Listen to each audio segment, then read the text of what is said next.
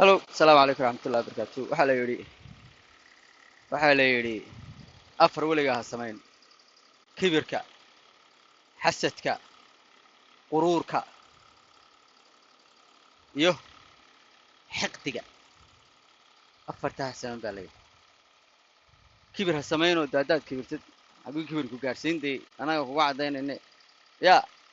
xiqdigana dee qooriwaaga iska dhaf iyo xiqdi umad xiqdi macnaheeda haddaad taqaano waa taqaanaaye yaa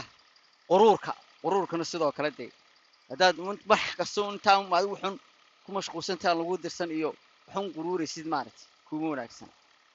iyo xiqdigana dee waxa weeye dadka lama xiqdiyo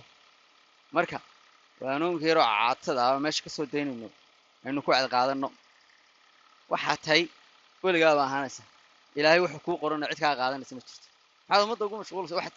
salaam calaykum